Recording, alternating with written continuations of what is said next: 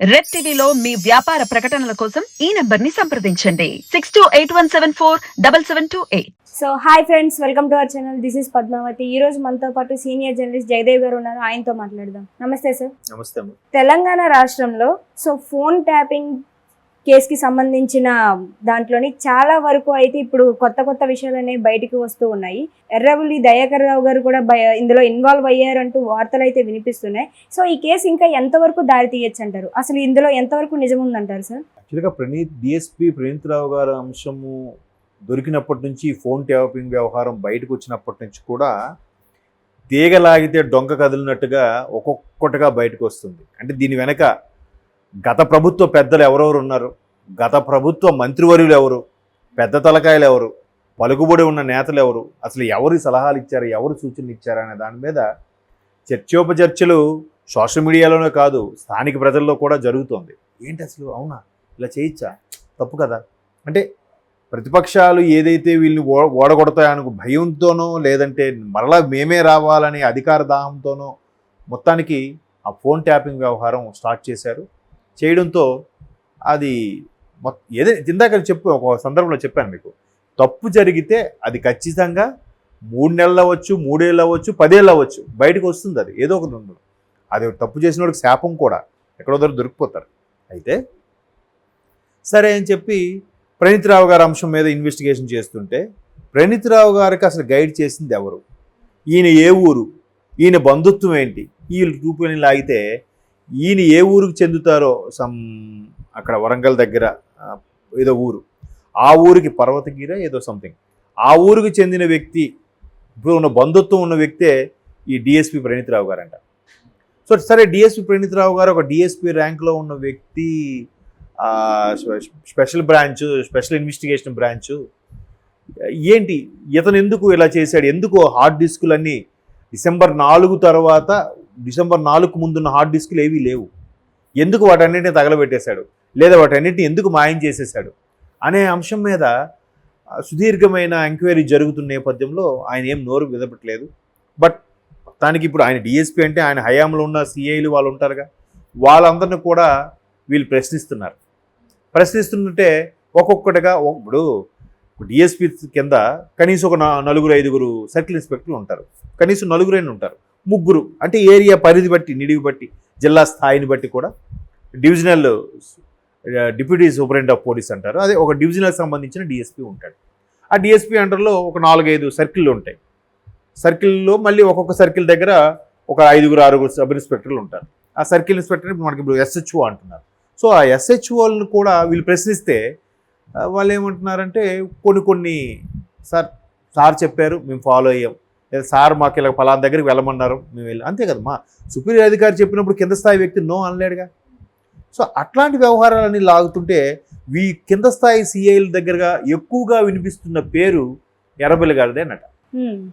So ఈ వ్యవహారం next ఆయన మెడకే చుట్టుకొని ఉందా అనే విధంగా ఇప్పుడు చర్చ జరుగుతుంది. సోషల్ మీడియాలో కూడా హాట్ టాపిక్ అవుతుంది. ఎందుకు, ఒకవైపు కవిత గారు అరెస్ట్ అయ్యారు, మరోవైపు ఢిల్లీ ముఖ్యమంత్రి చాలా మేధావి ఐఏఎస్ ఆఫీసరు, ఒక ఐఐటి స్టూడెంట్ అయిన కేజ్రీవాల్ గారు లాంటి వ్యక్తులనే ఈడీ వదలలేదు, అరెస్ట్ చేసేసింది.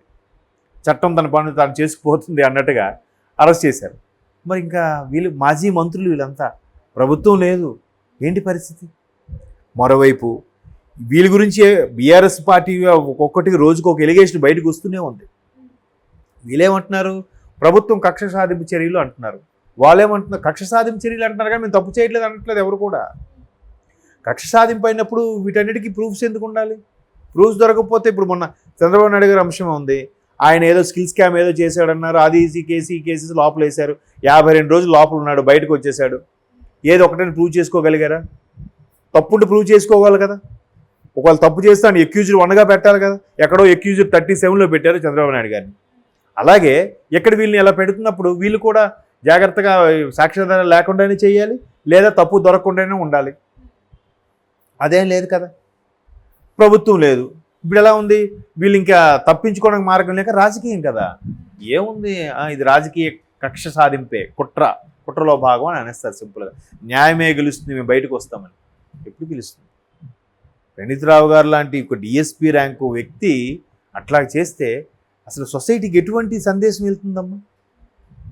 అరే పోలీస్ వ్యవస్థ ఏంటి ఇలా అయిపోయింది అని ఒక ఫీల్ వచ్చేది. అది అంటే ఆ నేరం దాన్ని ఏమంటారు, ప్రూవ్ అవుతుందా అవ్వదా తెలీదు, నిజారోపణ అవుతుందా అవ్వదా చెప్పలేం. కానీ ఎలిగేషన్స్లో కూడా కొంతమందికి చెడు అభిప్రాయాలు వచ్చేస్తాయి కదా, ఏంటి ఈ పరిస్థితి అన్నట్టుగా.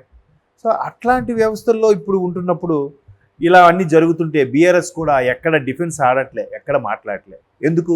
కవిత గారు ఇక్కడ అరెస్ట్ అయ్యారు, ఆవిడ కోసం, ఆవిడ ఇష్యూ కోసం, లేదా ఆవిడకి జామీన్ విడిపించుకోవడం కోసం కేటీఆర్ గారు, హరీష్ రావు గారు ఇద్దరు ఢిల్లీలో అక్కడ బిజీగా ఉన్నారు. ఇక్కడ బీఆర్ఎస్ మీద ఎవరైనా బురద జల్లినా, ఒక మచ్చ ఏర్పడినా దాని గురించి కౌంటర్గా ప్రతి కౌంటర్ ఇచ్చేది ఎవరు?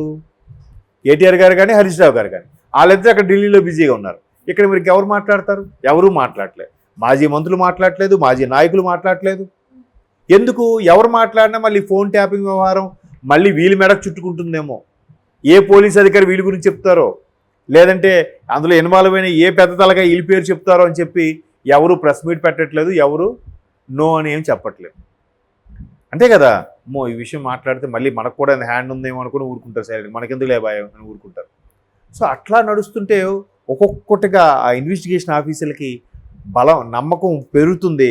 వీళ్ళేదో దాస్తున్నారు, వీళ్ళేదో దాచిపెడుతున్నారు అనే దీని మీద ఇన్వెస్టిగేషన్ చేస్తుంటే పోలీస్ వ్యవస్థలో కింద స్థాయి వ్యక్తులు కూడా ఒక్కొక్కటిగా చెప్తున్నారు. సార్ మేము పలానా అధికారి ఇలా చెప్తే చేసాం, పలానా మంత్రి ఇలా చెప్తే చేసాం, సార్ పలానా బడా నేత, ఆ మంత్రి తాలూకు బావమరిది ఆయన, లేదా ఆ మంత్రి తాలూకు బాబాయ్, ఆ మంత్రి తాలూకు ఇది, వాళ్ళు చెప్తే ఇలా చేశాము అని చెప్పుకొస్తున్నారు. చెప్పుకొస్తున్నప్పుడు ఏమవుతుంది? ఖచ్చితంగా తీగలాగితే డొంకంతా కదులుతుంది. సో అందుకు ఎవరు మాట్లాడట్లేదు, ఎవరు విమర్శ చేయట్లేదు, ఎవరు కూడా ఇది ప్రభుత్వ కక్ష సాధింపు చర్య అని కూడా కనీసం ఒక స్టేట్మెంట్ ఇవ్వట్లే. వెళ్తే ఫస్ట్ ఈ ఆఫీసర్స్ ముందు ఇన్వెస్టిగేషన్ అక్కడికి వెళ్తారు. నిన్న మీరు ప్రెస్ మీట్ పెట్టి దీనికి సంబంధం లేదని మాట్లాడారు కదా, అంటే మీకేం దీని గురించి ఐడియా ఉందా?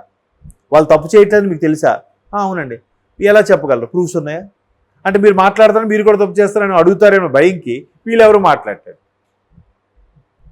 అర్థమైంది, గాట్ మై పాయింట్. సో అట్లాగా ఆ నోట ఈ నోట వృత్తానికి స్ప్రెడ్ అయ్యి ఇది ఎర్రబెల్లి గారి హయాంలోనే, ఎర్రబెల్లి దయాకర్రావు గారి కనుసన్నల్లోనే ట్యాపింగ్ జరిగిందనే వార్తలు కూడా బయటకు వస్తున్నాయి. ఒకవేళ అవే నిజమైతే రేపో మాపో అరెస్టు అన్నట్టుగా ఉంది పరిస్థితి.